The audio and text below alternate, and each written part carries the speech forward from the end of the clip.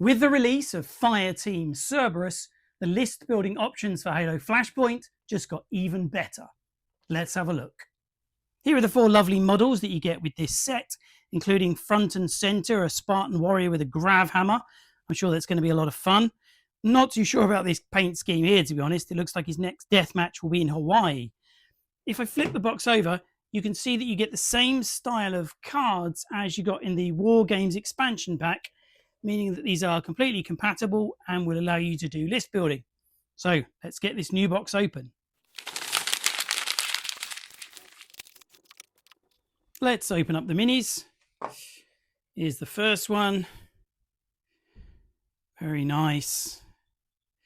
Yeah, Mantic have really nailed this process. They're one-piece minis now.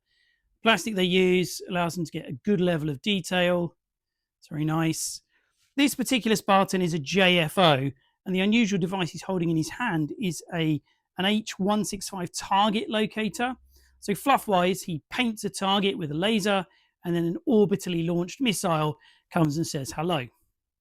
Very nice. Our second model is a Spartan Gungnir, and he is armed with an M319 grenade launcher.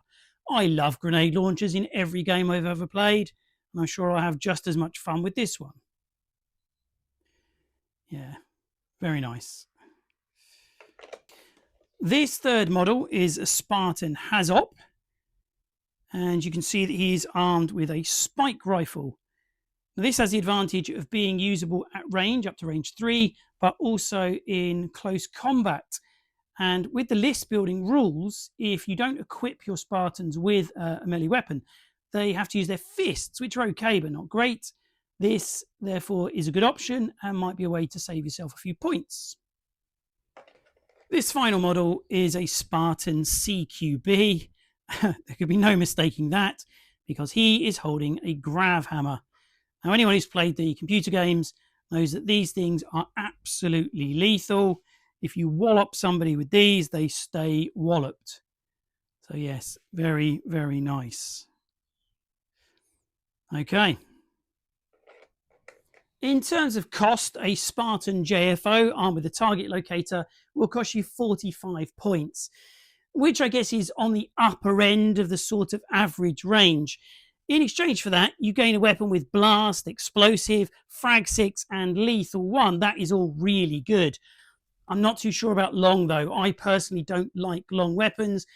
2 use, models tend to die quite quickly, so 2 uses is probably enough.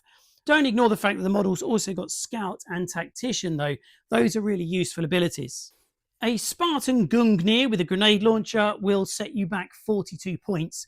And my feeling straight away is that that's a real bargain. I love the versatility of the grenade launcher. If you're looking to deplete shields, perhaps against the Sangheili mercenaries, then the EMP quality is fantastic.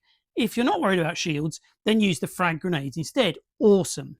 And that's without considering the fact that you've got very respectable range 4+, and guarded, which I absolutely love. That means rolls of 7s and 8s when you're looking for headshots don't count against this model, and he's Tactician 1.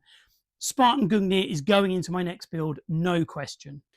The Spartan Hazop with a spike rifle will cost you a very affordable 36 points. Now, his stats are nothing to write home about, and I think the spike rifle is a solid, if slightly unspectacular weapon. But as I mentioned before, it saves you the cost on a close combat weapon, which I think the Hazop's role might be to keep costs down. But that's not to say he's useless by any means. I like the flight special ability. That gives him extra mobility around the board, and I can see these guys getting some playtime as well. Finally, we have the Spartan CQB with a gravity hammer, which will cost you a hefty 50 points. That is actually 1 less than a model armed with an energy sword. They're both great melee weapons. What you're losing with the hammer is the insanely good AP of an energy sword. In exchange, you gain an extra dice from smash and the knockback ability. So if you do want to pummel your enemies and knock them about the board, then the gravity hammer is the way to go. I also wouldn't ignore the fact that it just looks really intimidating. Players are emotional, they're not just logical, and I think we all kind of react to how cool models look. And a Spartan with a great big hammer, it's hard to ignore that. So it's another great expansion for Halo Flashpoint. And whilst it doesn't change the nature of the game in quite the same way that the Wargames expansion pack did, I'm really glad that I've got it, and I think it will give me lots of options for my games. Have you started to build some interesting lists? What are you looking forward to in the game? Please let me know in the comments. I hope that you've enjoyed the video, and if so, please consider hitting the like or subscribe button. I hope to see you again soon, and until then, keep rolling.